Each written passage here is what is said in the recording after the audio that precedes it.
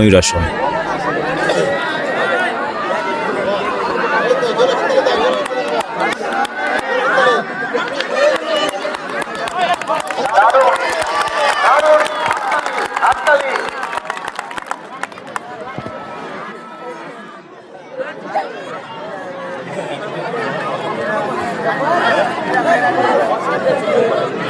তারপর যেটা করব এটা একটু কঠিনই বলতে পারো, কারণ হ্যান্ডস্ট্যান্ড করতে হবে। তো হ্যান্ডস্ট্যান্ড করতেই 1-2 বছর লেগে যায়।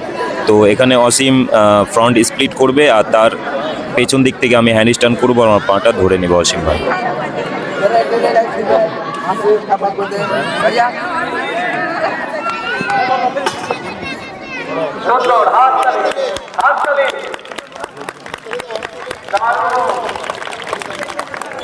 আর এই যে দেখতে পাচ্ছ শোয়েব ভাই ভিডিও করছে স্ট্যান্ড নিয়ে, মানে কর্নারে যেটা দেখতে পাচ্ছ ওই ভিডিওটাই ম্যানেজ করছে শোয়েব ভাই, এবং মেইন যেটা ফুটেজ দেখতে পাচ্ছ ওটা করেছে সাইফুল্লাহ ভাই। তো এবার যেটা করতে যাচ্ছি এটা একটু কঠিনই, মানে ফ্লেক্সিবিলিটি লাগবে, তার সঙ্গে স্ট্রেংথও দরকার অনেক।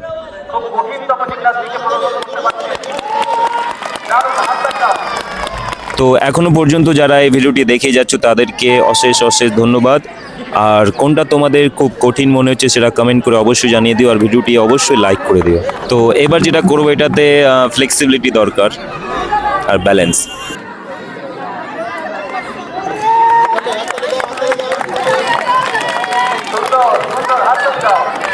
বাচ্চাগুলোকে দেখতে পাচ্ছ একদম মন দিয়ে দেখছে। তো এবার যেটা করব এটাতে পুরো স্ট্রেংথ লাগবে, আমার হাতের পাওয়ার লাগবে, কোরেরও পাওয়ার লাগবে, বিশেষ করে আমার বেশি পাওয়ার লাগবে আর ওয়াসিম ভাইয়ের ফ্লেক্সিবিলিটি।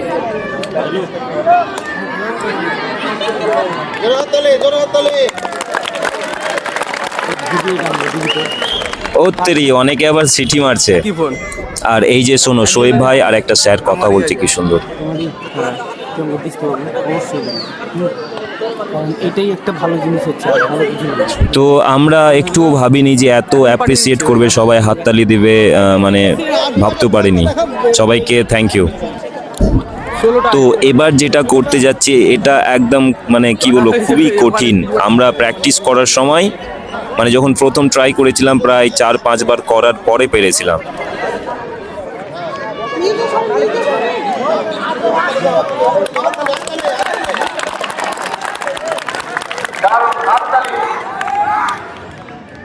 তো এবার থেকে কঠিনের পর কঠিন হতে থাকবে, মানে এতক্ষণ ধরে দেখে নিলে সহজগুলো, বাট এবার যটা করব তটাই একদম হার্ড স্কিল।